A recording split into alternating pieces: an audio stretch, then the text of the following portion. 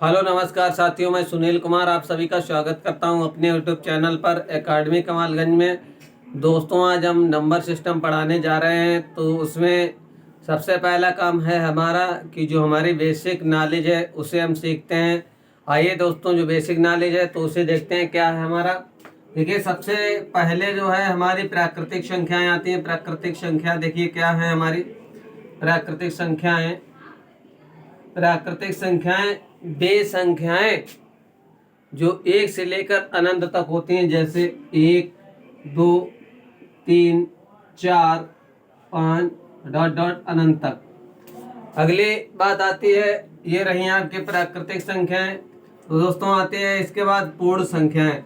देखें दोस्तों, पूर्ण संख्याएं क्या होती हैं हमारी। पूर्ण संख्याएं, यदि इसमें हम प्राकृतिक संख्याओं में जीरो को शामिल कर दें तो वही हमारी पूर्ण संख्याएं कहलाती हैं, जैसे 0, 1, 2, 3 डॉट डॉट कहाँ अनंत तक। चलिए दोस्तों, अगला देखते हैं। अगला है हमारा कि इसके बाद आती हैं आपकी सम संख्याएं, विषम संख्याएं। तो सम संख्याएं और विषम संख्याएं हमारी क्या होती हैं, देखें दोस्तों। सम संख्याएं वे संख्याएं होती हैं जो 2 से डिविजिबल हो जाए। कहने मतलब जिसमें 2 का पूरा पूरा भाग चला जाए तो वह संख्याएं हमारी सम संख्याएं कहलाती हैं। जैसे देखें, इधर 2 है, 4 है, 6 है, 8 है, इसी प्रकार और भी संख्याएं। ऐसे ही आपकी विषम संख्याएं होती हैं। विषम संख्याएं, तो विषम संख्याएं हमारी क्या होती हैं, जो संख्याएं 2 से ना कटें वो संख्याएं हमारी क्या होती हैं, विषम संख्याएं। तो देखें, 2 से ना कटने वाली संख्या विषम संख्या क्या है हमारी, 1, 3, इधर आपका 5, इधर आपका 7, इधर आपका 9। तो ये संख्याएं जो हैं हमारी वो कभी 2 से नहीं कटेंगी, तो ये क्या है हमारी विषम संख्याएं। अगला देखते हैं दोस्तों, क्या है हमारा विषम संख्या के बाद। विषम संख्या के बाद आती है पूर्ण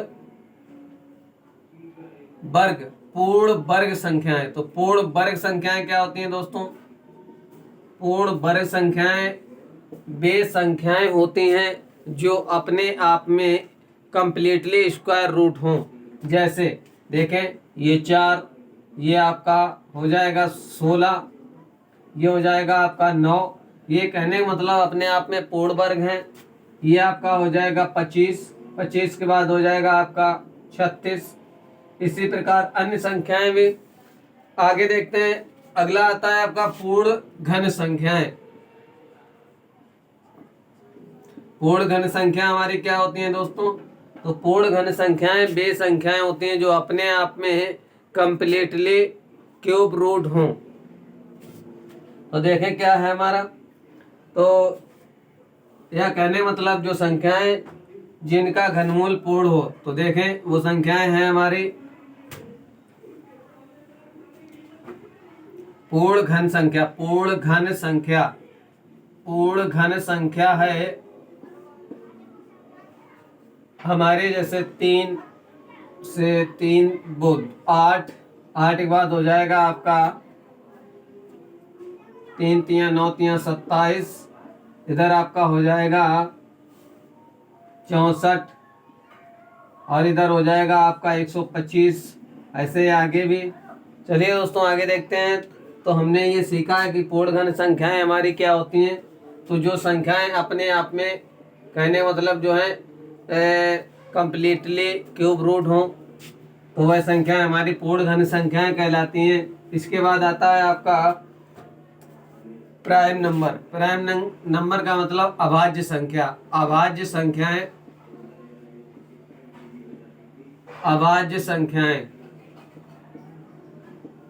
और भाज्य संख्याएं।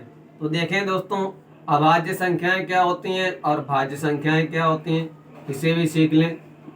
अभाज्य संख्याएं वे संख्याएं होती हैं जो एक और स्वयं के अलावा किसी अन्य से ना कटे, तो वह हमारी संख्याएं अभाज्य संख्याएं कहलाती हैं। जैसे 1 पता करेंगे अभी, 2, 3, 4, 5, 6 ये संख्याएं हमने लिख दी।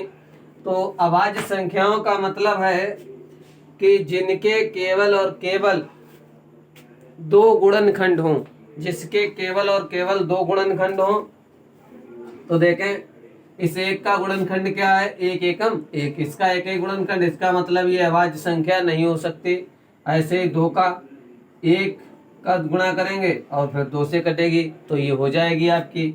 अगला क्या है, तीन का गुणनखंड एक होगा और तीन होगा, और चार का गुणनखंड क्या होगा, एक होगा और दो होगा, और ये आपका अगला क्या हो जाएगा, चार। तो कहने का मतलब ऐसी संख्याएं जिनके केवल और केवल दो गुणनखंड हो तो वह संख्याएं हमारी जो हैं अभाज्य संख्याएं कहलाती हैं। तो इसका मतलब ये चार हमारी अभाज्य संख्या नहीं होगी। तो हमारी अभाज्य संख्याएं होगी, क्या होगी, दो है, तीन है, पाँच है, सात है, ऐसे ही और भी आगे। चलिए दोस्तों, हम देखते हैं कि भाज्य संख्याएं। भाज्य संख्याएं हमारी वे संख्याएं होती हैं जिसके एक और स्वयं के अलावा और भी एक गुणनखंड हो। कहने मतलब एक और स्वयं के अलावा इसके अतिरिक्त भी एक गुणनखंड और होना चाहिए। जैसे देखें, हमने लिखा 1 2 3 4 5 6, तो देखें एक का गुणनखंड कितना, एक है, तो कहने मतलब ये भाज्य संख्या नहीं हो सकती है। दो के गुणनखंड कितना हुआ, एक, और दो, इसके दो ही हुए, तो कहने मतलब दो के अतिरिक्त एक तीसरा भी होना चाहिए। जैसे तीन का देखें हम, तीन का अगर देखें तो यहाँ पर एक हो जाएगा, तीन हो जाएगा, ये भी आपकी भाज्य संख्या नहीं हो सकती। चार का देखें तो चार का एक होगा, दो से कटेगा और फिर चार से कटेगा, तो कहने मतलब हमारी भाज्य संख्या चार है। चार के बाद पांच के गुणनखंड करें तो एक होगा और सीधा सीधा पांच होगा, इसका मतलब पांच नहीं होगी और हमारी ये चार जो है संख्या भाज्य संख्या। ऐसे ही हम छह देखें, छह का गुणनखंड करें तो एक से कटेगा, दो से कटेगा, तीन से कटेगा और इसके अलावा छह से कटेगा।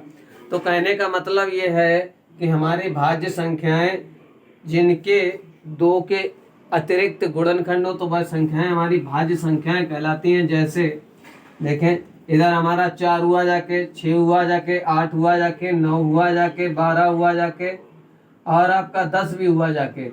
इसी प्रकार अन्य संख्याएं। तो समझ में आ गया होगा दोस्तों। यदि समझ में आता है तो चैनल को लाइक, सब्सक्राइब, शेयर भी कर दें।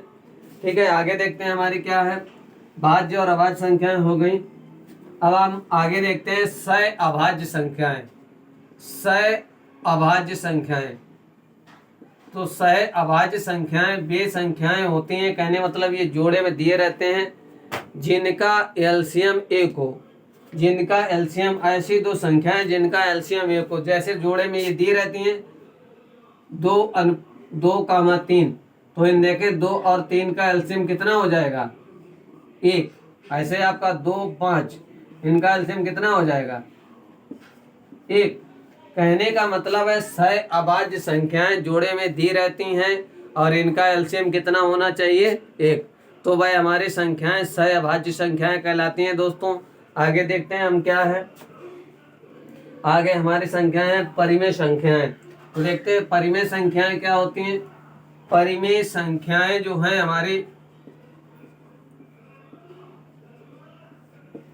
परिमेय संख्याएं, जो संख्याएं P/Q के रूप में हों उन्हें परिमेय संख्याएं कहते हैं।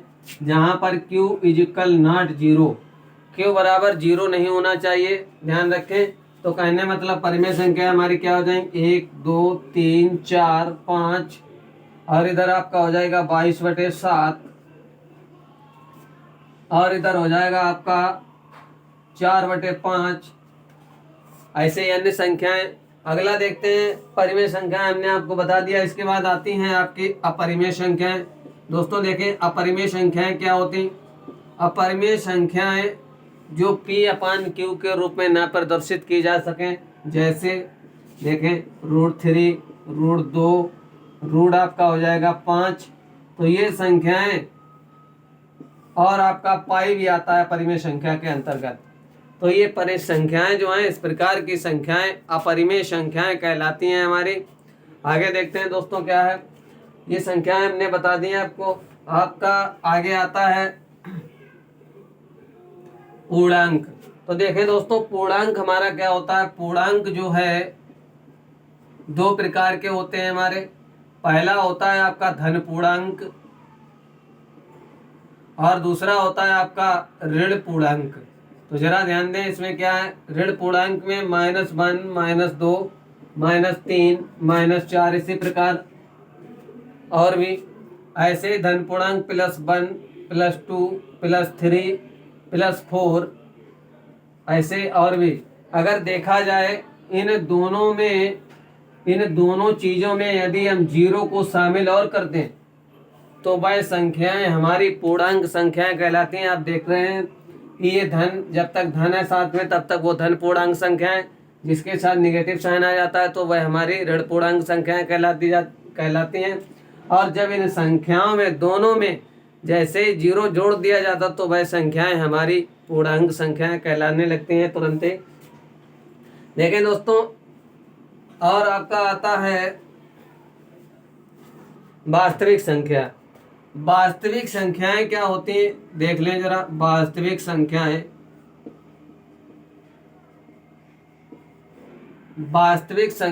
वे संख्याएं होती हैं जो परिमेय और अपरिमेय दोनों से मिलकर बनी होती हैं। वह संख्याएं वास्तविक संख्याएं कहलाती हैं। जैसे √2, 3/4, √3, 5।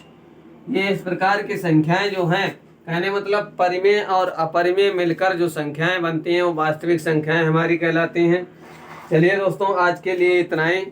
ठीक है, हम नंबर सिस्टम में जो अभी हमने आपको बेसिक पढ़ा दिया, इसके बाद हम सवाल लगाने जा रहे हैं। तो ये हम जो है सवाल आपको अगले पार्ट में देंगे। तो ज़रा ध्यान रखें, यदि अच्छा लगे तो लाइक शेयर सब्सक्राइब भी कर लें ध्यान से।